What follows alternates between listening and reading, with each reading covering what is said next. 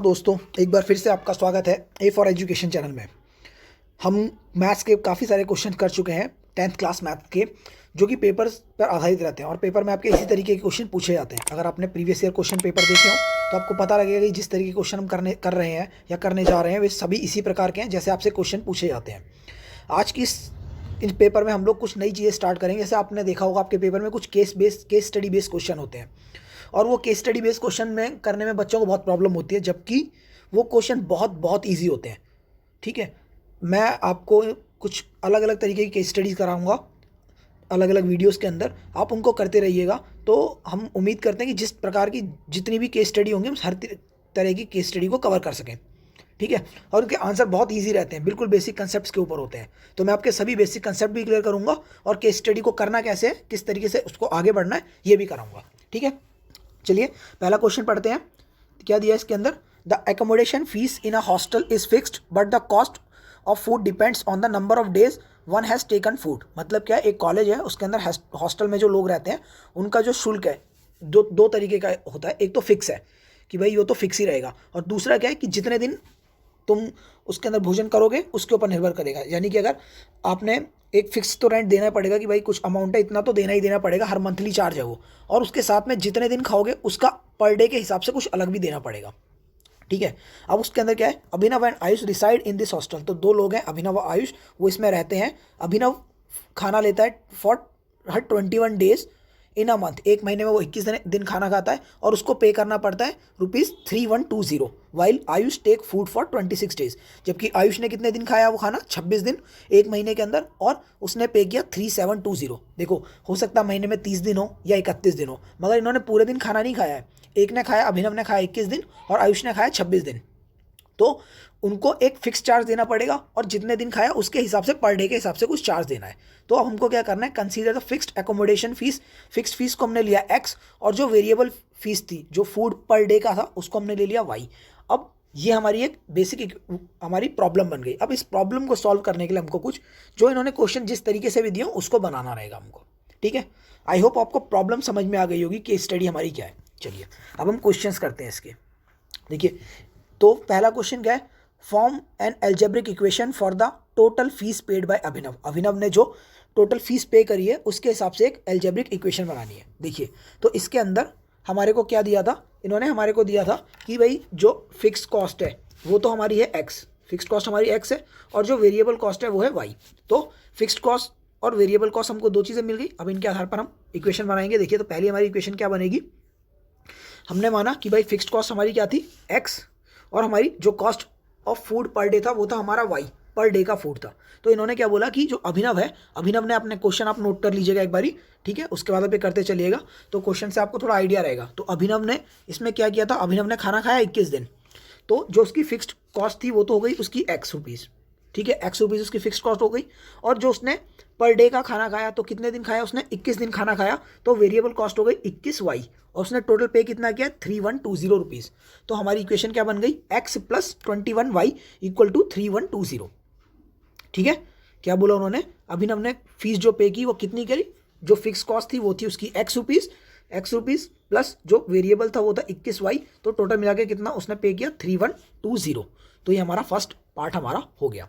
ठीक है, सेकंड देखिए उन्होंने क्वेश्चन क्या पूछा आपसे, form an algebraic equation for the total fees paid bye Ayush. अब आयुष ने कितनी फीस पे करी है, इसके लिए हम क्या देखेंगे कि आयुष ने कितने दिन खाना खाया, आयुष ने खाया 26 दिन खाना, और टोटल उसने पे किया क्या, 3720। ठीक है, तो देखिए इसके हिसाब से हम क्या इक्वेशन बनाएंगे, जो हमारी फिक्स कॉस्ट थी आयुष के लिए वो थी हमारी x, और 26 दिन खाना खाया इसलिए उसकी जो वेरिएबल कॉस्ट हो गई होगी 26y, और टोटल पे कितना किया, 3720। तो इसकी इक्वेशन बन गई x plus 26y equal to 3720। बहुत इजी क्वेश्चन है, देखिए कुछ करने की जरूरत नहीं है, सिंपल इक्वेशन बनानी है, आपके 2 नंबर इजीली पक्के हो गए। ठीक है, अब हम आते हैं तीसरे क्वेश्चन पे। तो तीसरा क्वेश्चन उन्होंने क्या बोला, if a student takes food for 12 days in a month. एक महीने में अगर मान लो किसी ने 12 दिन खाना खाया तो उसको कितना पे करना पड़ेगा। ठीक है, समझ में आया क्वेश्चन। देखो, तो इन्होंने क्या दिया था, जैसे अभिनव ने खाना खाया था 21 दिन, तो उसकी इक्वेशन बनी x plus 21y equal to जितना भी उनको चार्ज हुआ। इस तरीके से आयुष ने 26 दिन खाना खाया और 3720 रुपये उसने दिए, तो उसके इक्वेशन बनी x plus 26y equal to 3720। अब इन्होंने बोला कि कोई अगर 12 दिन खाना खाता है तो 12 दिन खाएगा तो भाई देखो फिक्स कॉस्ट तो उतनी ही रहेगी। फिक्स कॉस्ट कितनी रहेगी हमारी, फिक्स कॉस्ट तो हमारी एक्स ही रहेगी, मगर 12 दिन के हिसाब से वो खाना कितना खाएगा 12 वाई, तो उसकी टोटल कॉस्ट हमारी कितनी होगी हमको ये निकालनी है। ठीक है, तो इसके लिए हमको क्या करना पड़ेगा, हमको इक्वेशन को सॉल्व करना पड़ेगा। तो इक्वेशन सॉल्व आई होप आपको करना आता होगा, नहीं आता है तो मैं आपको सिखाता हूँ, कोई बात नहीं। देखिए हम पे दो इक्वेशन है, एक थी हमारे पे एक्स प्लस 26y। देखिए फर्स्ट इक्वेशन हमारी कौन सी थी, फर्स्ट इक्वेशन जो अभिनव ने जो पे किया वो वाली इक्वेशन थी, सेकंड जो आयुष ने पे किया वो दो इक्वेशन थी। हम दोनों इक्वेशन को नीचे रख लेते हैं। तो हमने कौन क्या रखा, x plus 26y equal to 3720 और x plus 21y equal to 3120। अब इसमें मैंने ना ऊपर 26y वाले को इसलिए रखा है क्योंकि 26 में से 21 को माइनस करना तो हमारा आंसर जो है प्लस में ही आएगा। आप किसी को भी ऊपर रख सकते हैं, थोड़ा माइनस में आएगा बट कोई बात नहीं, माइनस आगे जाके कटने वाला होता है। ठीक है, कट ही जाएगा। तो हमने क्या किया, हमने पहली इक्वेशन रखी first equation x plus 26y equal to 3720, फिर हमने सेकंड इक्वेशन रखी x plus 21y equal to 3120। अब हमने क्या किया, इक्वेशन को सब्ट्रैक्ट कर दिया। जब भी हम इक्वेशन को सब्ट्रैक्ट करते हैं तो हम क्या करते हैं, जैसे कि हम तीनों के नीचे ना माइनस का साइन लगा देते हैं, जिससे हमको समझने में आसानी हो जाए। जिसमें ये क्या होता है, अगर मान लो कि कोई अगर प्लस का था तो उस मेनली हमको इक्वेशन का साइन चेंज करना है। जैसे जो नीचे वाली इक्वेशन है उसमें एक्स क्या था, जो हमारी ये इक्वेशन है सेकेंड वाली, उसके अंदर क्या था हमारा कि x प्लस 21y था, तो हम उसको करेंगे माइनस एक्स कर देंगे।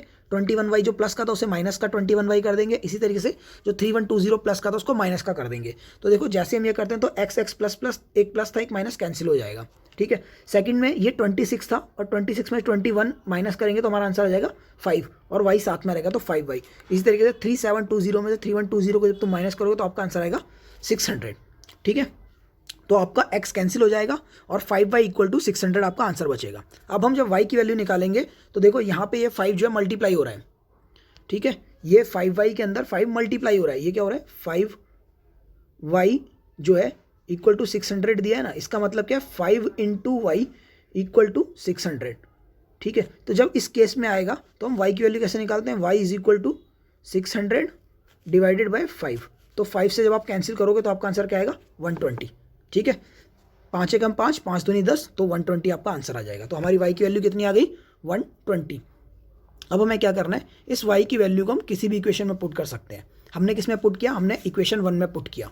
ठीक है, तो हमारी इक्वेशन 1 क्या थी, x प्लस, ये हमारी इक्वेशन 1 थी x plus 21 y equal to 3120। हमने इस इक्वेशन के अंदर इसको पुट किया तो क्या हो जाएगा x प्लस 21 इंटू वाई की वैल्यू कितनी आई 120।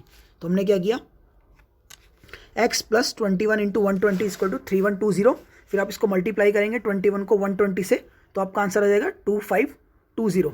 मल्टीप्लाई करना आई होप आपको आता होगा, कर लेते हैं एक बार। 120 मल्टीप्लाई बाय 21, देखो 1 से सिंपल मल्टीप्लाई करते हैं तो 0 का 0, ये 2 सॉरी 2 का 2 आया, एक मिनट, 1 से मल्टीप्लाई करें 120 आया, 2 से मल्टीप्लाई किया 0, 2 2 ज़ा 4, 2 1 ज़ा 2, तो हमारा कितना आ गया 2520। ठीक है, 2520 हमारा ये आंसर आ जाएगा। तो हमने क्या किया 2520।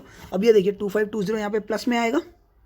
ठीक है, जब हम 2520 को यहाँ से उठा के यहाँ लेके आएंगे तो प्लस वाला जब इधर जाता है तो क्या हो जाता है माइनस हो जाता है। तो आपका 2520 क्या हो गया माइनस, जैसे आप इसको माइनस करेंगे आपकी x की वैल्यू आ जाएगी 600। ठीक है, अब हमारे को x और y दोनों की वैल्यू मिल चुकी है। ठीक है, तो हमको क्या निकालना था कि 12 दिन तक अगर कोई खाना खाता है तो उसको कितना चार्ज लगेगा। तो उसके लिए हमने क्या किया था x प्लस 12y, तो x की वैल्यू कितनी आई 600, 12 इंटू वाई की वैल्यू थी 120। 12 को मल्टीप्लाई करेंगे 12 का स्क्वायर आपको पता होगा। देखो मल्टीप्लाई करने के लिए पूरा मल्टीप्लाई करने की जरूरत नहीं इस बार आपको, 120 को 12 से आप क्या कीजिए, देखो आपको मल्टीप्लाई करना है 120 इंटू 12, 120 इंटू 12। तो आप क्या कीजिए, थोड़ी देर के लिए 0 को भूल जाइए, 0 का 0 यहाँ रखिए और 12 इंटू 12 आपको याद होगा 12 का स्क्वायर होता है 144, तो 1440। तो बस यही करना है 1440। अब उसके बाद नेक्स्ट स्टेप में आपको क्या करना है, 600 में आपको नेक्स्ट स्टेप में 600 में 1440 को ऐड करना है, दैट कॉस्ट इज 2040 रुपीज़। ठीक है, तो ये आपका थर्ड आंसर निकल जाएगा। इसके बाद इन्होंने एक क्वेश्चन और पूछा हुआ है कि if the graph of these lines is drawn, अगर इन दोनों लाइन का ग्राफ हम बनाते हैं तो वो किस पॉइंट पर काटेंगे, they will on which point they will intersect x axis, x axis पर वो किस पॉइंट पर काटेंगे। या हम ये भी कह सकते हैं कि एक्स एक्सिस पर किन बिंदुओं पर वो काटेगा या एक्स एक्सिस की वैल्यू क्या होगी। देखो अगर आप ग्राफ बनाते हैं, मेनली आपको ग्राफ बनाने, जब हम ग्राफ बनाते हैं तो ग्राफ बनाने का हमारा ग्राफ एक, आप चाहें तो इन दोनों वैल्यूज़ को एक्स और वाई की वैल्यूज़ को पुट करके या ग्राफ की वैल्यू से आपने ग्राफ बनाना सीखा होगा कि एक बार हम x की वैल्यू को 0 रखते हैं, एक बार y को 0 रखते हैं, तो x y पे ग्राफ बनता है। कुछ 2 लाइनें इस तरीके से आएंगी, एक लाइन ऐसे आ जाएगी, एक लाइन आपकी मान लो कि इस तरीके से यूँ जा रही होगी। तो हमको ये देखना होगा, 1 मिनट थोड़ा बड़ा कर देते हैं। देखो क्या रहेगा, मान लीजिए आपको एक ग्राफ दिया इस तरीके से, आपकी 2 लाइन आ जाएंगी, एक लाइन हो सकता है यूँ जा रही होगी, एक लाइन यूँ जा रही होगी। तो वो बता रहे हैं कि ये कहाँ पर काटेंगी, x और y की वैल्यूज़ किस तरीके की होंगी, ठीक है। या फिर कैसे हो सकती हैं, ग्राफ में आपकी इंटरसेक्टिंग लाइन आएंगी। पहली बात ये इंपॉर्टेंट है, ये चीज़ ध्यान रखना, कोई भी लाइन जो आएंगी आपकी कुछ इस तरीके से इंटरसेक्टिंग लाइन आएंगी। तो हमको बताना है कि x की वैल्यू क्या रहेगी और y की वैल्यू क्या रहेगी।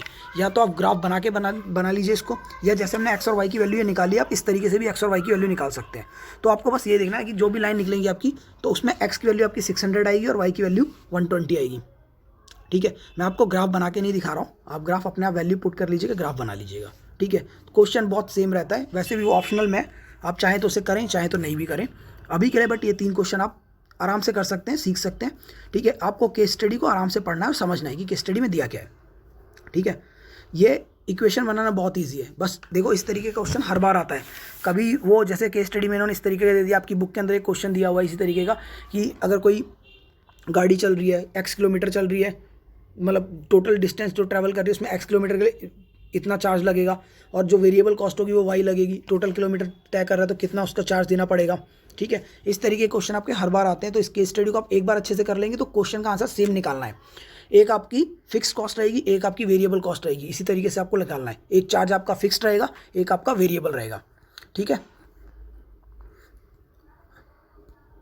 आई होप आपको समझ में आ रहा होगा, क्वेश्चन एकदम समझ में आएगा। नेक्स्ट पार्ट के अंदर हम एक और नेक्स्ट केस स्टडी करेंगे, वो इससे बिल्कुल अलग रहेगी, एक अलग तरीके के केस स्टडी पर बेस रहेगी। आप इसको कर लीजिए, एक बार 2 बार कवर कीजिए, इस तरीके का क्वेश्चन आता है, ठीक है। फिर हम दूसरी केस स्टडी कवर करेंगे। आपके पेपर में 3 केस स्टडी आती हैं, तो हम कोशिश करेंगे 4-5 या उससे ज़्यादा केस स्टडीज़ को हम कवर कर सकें, जिससे कि आपके पेपर आप देने जाएँ तो आपको उसमें कोई प्रॉब्लम नहीं हो। मैं उम्मीद करता हूँ आपको अच्छे से समझ में आया होगा। A4 एजुकेशन चैनल में आने के लिए आपका बहुत बहुत धन्यवाद। मेहनत करते रहिए, पेपर अच्छा ही जाएगा। आपका दिन शुभ हो। धन्यवाद।